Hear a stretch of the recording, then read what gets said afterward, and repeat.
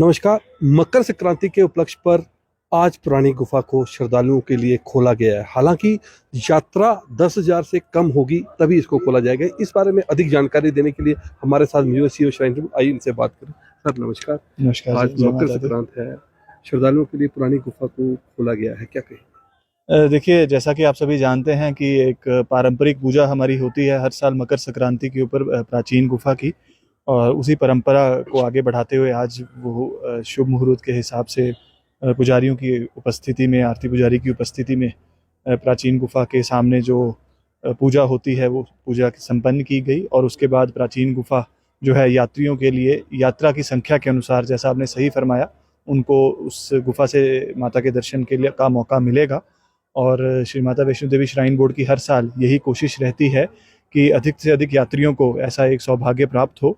लेकिन जो हमारे लॉजिस्टिकल कंस्ट्रेंट्स हैं कि जब यात्रा संख्या 10,000 से कम रहती है तो हम बड़ी आसानी से जो है जो यात्री हैं इस प्राचीन गुफा के रास्ते से माता रानी के दर्शनों के लिए जा सकते हैं। लेकिन अभी भी क्योंकि यात्रा संख्या माता रानी के आशीर्वाद से अच्छी चल रही है, पर फिर भी जो भी लीन घंटे या लीन आवर्स दिन इन शुभ दिनों में, आगे आने वाले दिनों में रहेंगे, तो यात्रियों को वो ये सहूलियत हमारे जो श्राइन बोर्ड की टीम है वो ज़रूर प्रोवाइड करेगी। और आज के इस शुभ दिन पर मैं आप सभी को भी हमारे चेयरमैन साहब की तरफ से भी मकर संक्रांति के मौके पर बहुत बहुत शुभकामनाएं देना चाहूँगा। सर 4 साल के बाद गुफा से दर्शकों को मौका मिला है, किस तरह के दिशा निर्देश कोविड को लेकर श्रद्धालुओं को रहेंगे? देखिए, कोविड एक ऐसी समस्या है, जैसा कि आप भी जानते हैं कि 2020 से हम जूझ रहे हैं और गाइडलाइंस जो हैं भारत सरकार की या J&K सरकार की, उसी को मद्देनज़र रखते हुए श्राइन बोर्ड भी अपनी गाइडलाइंस और एडवाइजरीज निकालता है। तो आज के समय में जो भी कोविड की गाइडलाइंस हैं उसी के हिसाब का उनका पालन करते हुए यात्रियों को भी अपील की जा रही है, हमारे अनाउंसमेंट सेंटर से भी, यात्रा रजिस्ट्रेशन काउंटर से भी, और हमारी भवन की टीम को भी वही दिशा निर्देश और वही हिदायत जो है वो दी गई हैं। और हमारी कोशिश है कि यात्री जो हैं, जो हमारे एडवाइजरीज हैं उसका पालन ज़रूर करेंगे। और हमारी ये सभी से अपील भी रहेगी कि जितनी भी भीड़ भाड़ वाले इलाके हैं उसके अंदर हम कोशिश करें कि जितने भी कोविड के नियम हैं उनका पालन कर सकें, ताकि यात्रा सुचारू रूप से चलती रहे। डेवलपमेंट कार्य की बात करें, दुर्गा भवन आखिरी स्थल पे कब तक श्रद्धालुओं को सुविधा मिलेगी और करीब जो 2,000 श्रद्धालु निःशुल्क भवन पर रुक सकेंगे? देखिए, दुर्गा भवन एक हमारे माननीय उपराज्यपाल जी की एक बहुत ड्रीम प्रोजेक्ट मैं कहूँगा उनकी तरफ से है। और उनका लगातार हमें इसमें मार्गदर्शन मिलता रहता है कि जल्द से जल्द इसका काम जो है वो संपन्न हो और यात्रियों को सुरक्षा का खास ध्यान इसमें रखा जाए और उनकी सुविधाएं जो हैं बिल्कुल उच्च कोटि की सुविधाएं हों, सर्वोत्तम सुविधाएं हों। उसी के ध्यान में रखते हुए उसके डिज़ाइन के अंदर भी कांस्टेंट ऑल्टरेशंस भी की गई और इम्प्रूवमेंट्स की जा रही हैं। और आज हम तकरीबन कंप्लीशन स्टेज पर इस भवन के पहुंच चुके हैं। इसका जो सिविल वर्क है वो पूरी तरह से मुकम्मल किया जा चुका है। फिनिशिंग का काम जो है वो अपने तकरीबन अंतिम चरण पर है। और हमारी कोशिश है कि आने वाले नवरात्रि में से पहले पहले हम इसके काम को संपन्न करें और जल्द से जल्द जो है यात्रियों को जो है निःशुल्क सुविधा, जैसा आपने फरमाया, वो उपलब्ध हो सके। स्काई वॉक की बात करेंगे, स्काई वॉक कितना मुकम्मल हो पाए? देखिए, स्काई वॉक के अंदर जो तकनीकी कुछ मुश्किलात जो यात्रा के साथ चलते चलते जो काम करने में हमारी टेक्निकल टीम को आ रही थी, क्योंकि यात्रा की संख्या भी माता रानी के आशीर्वाद से पिछले साल काफ़ी अच्छी रही है। इनफैक्ट तकरीबन 2013 के बाद 9 साल के बाद 90 लाख का आंकड़ा जो है यात्रा का पार हुआ है। तो उस यात्रा को भी सुचारू रूप से चलते रहे और साथ साथ काम भी चलता रहे, उसके चलते कहीं कहीं हमें उस काम की गति को धीमा करना पड़ा ताकि यात्रियों को कुछ मुश्किलात ना हो।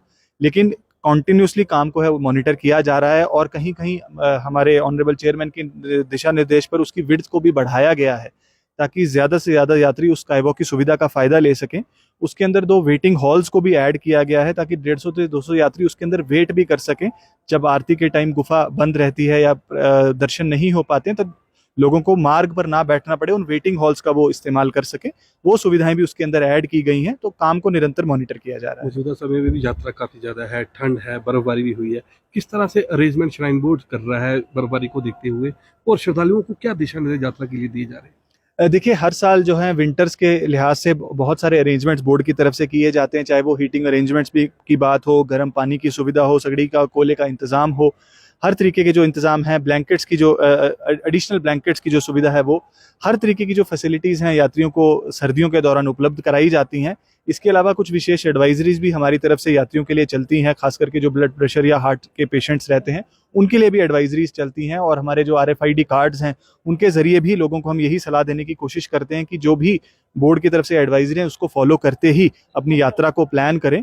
और जितनी भी हमारी सेवाएं हैं जो ऑनलाइन बुक कराई जा सकती हैं वो हमारी वेबसाइट maavaishnodevi.net और हमारी मोबाइल ऐप के जरिए ही बुक करवाएं, ताकि उनको किसी प्रकार की दिक्कत का सामना ना हो। श्राइन बोर्ड जिन्होंने बताया कि पुरानी गुफा को 10,000 से यात्रा कम होने पर ही खोला जाएगा।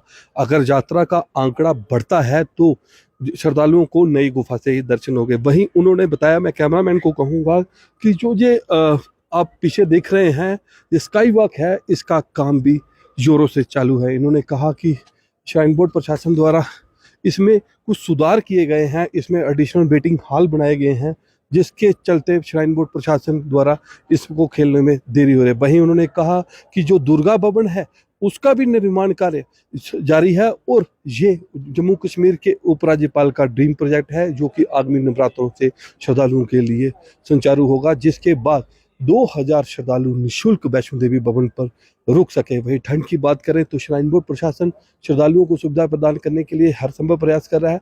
इसी के तहत श्राइन बोर्ड प्रशासन द्वारा यात्रा मार्ग पर पीने के गर्म पानी, अंगीठी सहित अन्य कई व्यवस्था की है। उन्होंने श्रद्धालुओं को हिदायतें भी दी हैं कि ठंड में दर्शनों के दौरान उचित एडवाइजरी का पालन करें और दर्शनों के लिए सही दिशा निर्देशों को पालन करते हुए ही आगे बढ़े। अमित शर्मा, पंजाब केसरी टीवी।